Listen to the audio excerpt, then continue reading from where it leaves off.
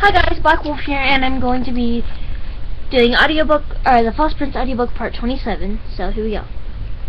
This will take me a couple extra minutes. Matt was waiting for us after lessons the next day to tell us there would be no horseback riding that afternoon, nor sword fighting.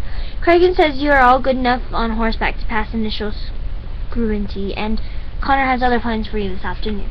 Those other plans were dancing lessons in Connor's great hall, so Connor apparently had other ways to torture us beyond his dungeon walls.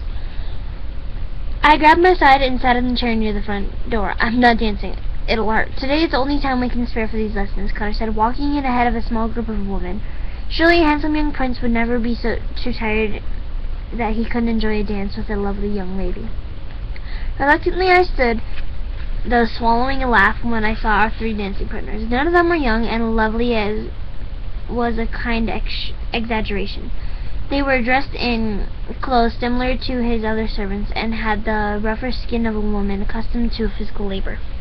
Roden shared a grin with me. Tobias strained his spine, but looked a little nervous. Don't be shy, boys, Connor said. You don't have to romance them.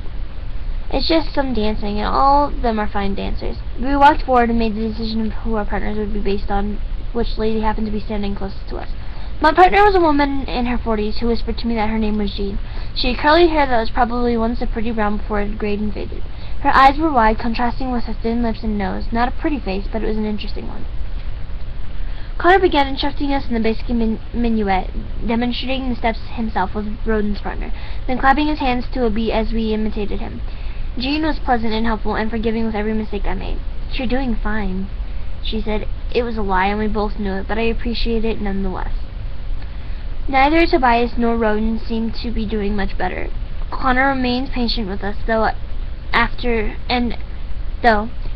several tries, we all began to make the steps in a respectable manner. At a break between dances, Connor asked if my father was a musician. As I told you on more than one occasion, sir. Surely you play an instrument then. I've also told you my father was a poor musician. I cannot believe the student could rise higher than his teacher. Connor walked to the corner of the room where a small instrument case was brought. He pulled out a fiddler and fitted the pieces together. I'd like to hear you play, Sage, if you were taught by your musician father. I'd leave my lovely dance partner alone, sir. I'll dance with her if you play something we can dance to. I eyed Connor. Is this a test? The tilt of his head, Connor said, everything is a test.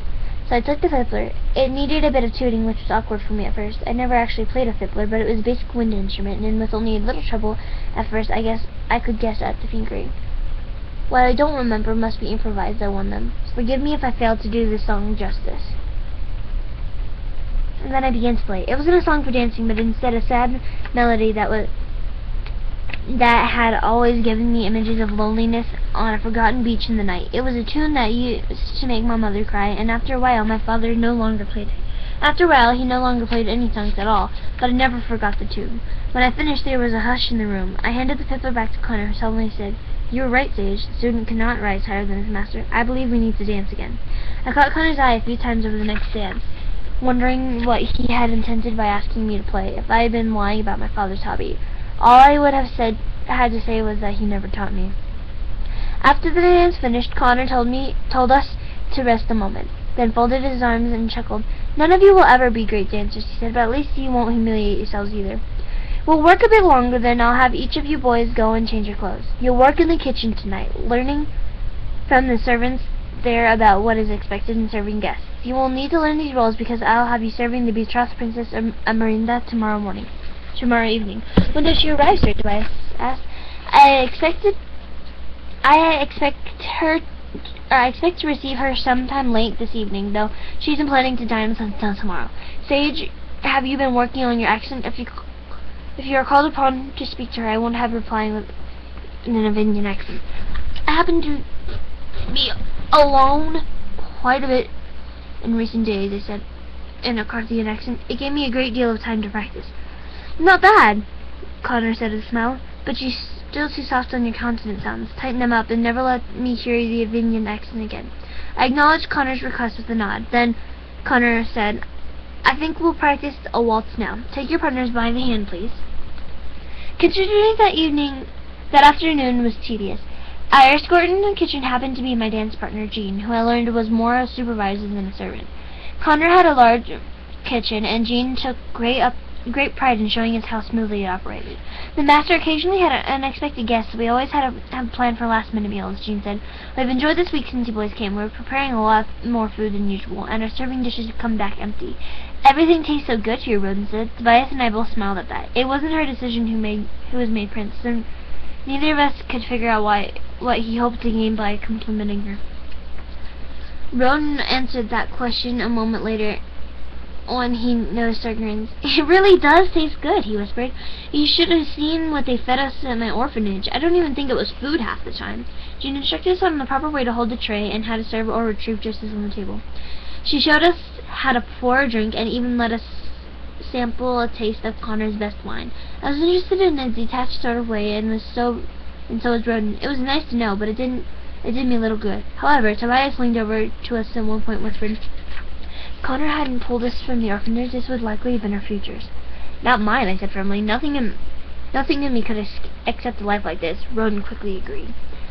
You know what little you must, Jean finally said. Now, make yourselves useful in here. There is always too much to do, and if we have you on loan, we'll use you. She showed us a pile of dishes that needed to be washed. I pointed out there was really only room for 2 dishwashers, and I assigned myself to a job of kneading dough on the other side of the room. Ronan and Tobias didn't seem to care, so Jean gave in and waved me away. I wandered over the wood counter in the corner and picked up a lump of dough. After a minute, Imogen entered the kitchen, and Jean directed her to come over and help me. To my surprise, she didn't seem to object, and only moved a set of kitchen knives out of my way, giving herself room beside me to knead another lump of dough.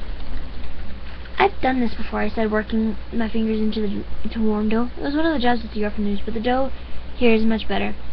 We ate from a lot of charity ingredients before, which almost always meant whatever was unfit for the upper classes. She glanced at me and I continued, I don't see why the upper classes reject food with weevils in it. They're very nutritious.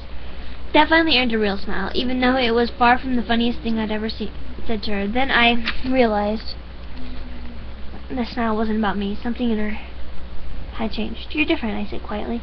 Without looking up at me, she nodded. She couldn't tell me what it was, but she didn't need to. There was less fear in her than before. Imogen! A tall, square-cut man shouted from the far end of the kitchen. Based on his clothing, he was one of the Connor's chefs.